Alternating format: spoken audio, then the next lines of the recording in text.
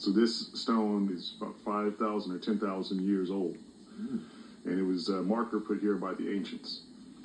For what purpose? It appears to be related to underground water flows. A lot of these features on the surface here are meant to show where water was flowing and how water was moving, because the ancients had a certain wisdom that I feel we've lost in the modern world, is that we have to be very conscious of where our water comes from. What do you think it says that still today, that this rock still remains? What do you think that says about your people?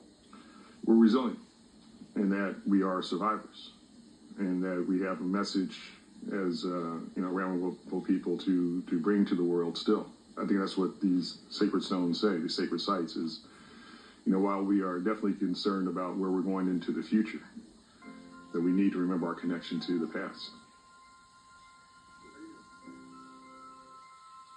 After a sage session to cleanse the room, Al and I are back.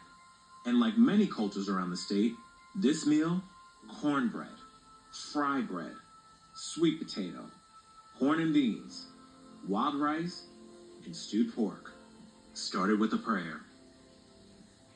Walamus walkin, walk, ni olangumatit, walk, ni wikian, anashik, anashik, anashik, anashik, aho. Thank you all for sharing this food together and being here. Anashik. And thank you, Carla, for preparing. It looks really good. Okay. Kind of fruity, huh? Kind of fruity, but tender.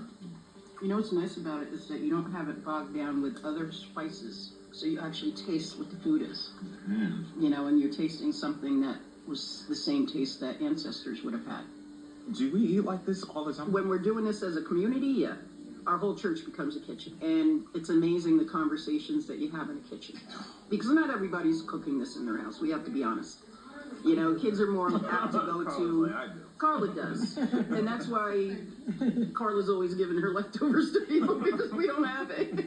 So are you, whipping up this fry bread every day? And Not every day, no. Every 2 weeks, I'll probably make, I was like, hey, you guys want fried bread tacos? And it's like all the hard work that you put into the bread, because you gotta knead it. It's so worth it at the end. It's just way fresher and it's way better and it tastes way better. It's like you put love in it. And that's what makes this food, this plate right here, so special, because it's not something I get every day. It's not something I learn every day. This is something I take home and share with my family, because look what I had today. so you would say the food anchors the community. Food anchors. Yeah, it's all interconnected, like with the language as well. There's stories about the corn and the strawberries. They are part of the culture and the language. The Hudson and the Muncie language is called Mahikanatuk, the river that flows both ways. What we're doing to the fish affects us. But it's deeper than that. It's the water that runs, and the fish that swim in that water, and it's the plants that benefit from the water that's contaminated. From 1967 to 1974, a subsidiary of the Ford Motor Company disposed of toxic waste, including car parts and paint sludge, at a nearby Ringwood landfill. Today, it's a Superfund site, one of the over 114 in New Jersey. But before the cleanup efforts, the pollution changed some of the aspects of this tight-knit community. Our water source was the reservoir in Hilburn, and the reservoir was right next to the dump. So that caused a lot of health issues on every house down our street. Everybody was related.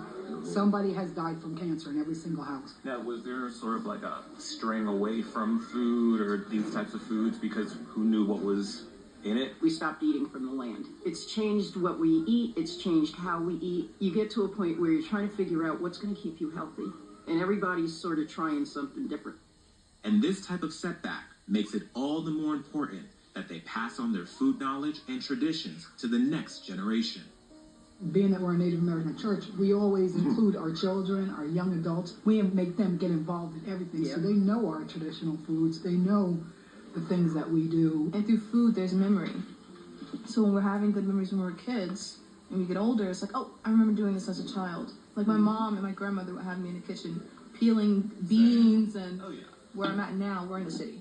So there isn't any of this. So I'll drive from Newark, East Orange, all the way to Mawa, just for my son to see a different world, a different part of our own culture. I've never really heard of a Native American restaurant in New Jersey or anything like that. We can start. I was gonna say, where are we gonna start the Native American restaurant? I'm ready. I just I need know the you're capital. ready, Carla. I was like, well, do we have any Native American restaurants around here? So I look it up, and I'm like, well, we don't have anything. I said, I guess I'll be the first. I'm gonna open a food truck and have that. So I'm working on it. The Ramapo people have endured so much, but what's truly endured is their effort to keep the spirit of their culture alive, right here in New Jersey. We always had open door policy too. I can walk in his house and eat. I can walk in his house and eat. I can walk in her house and eat. You didn't need an invitation. It's full. If we're there, And we we're still, all family. I still do So that. do I count as family now? Absolutely. Okay, I need a couple to-go plates. I need a I got couple some open, just boxes. like this. And we're ready to go. Thank you guys so much. I appreciate it. Thank you. From New Jersey's proudest politician to a group of people whose culture and wisdom runs deeper than the trees are tall, I've received a history lesson and hope for the future. And I just hope I can remember that fry bread recipe. Yeah, touch of sweetness, but no sugar, Carla. Absolutely.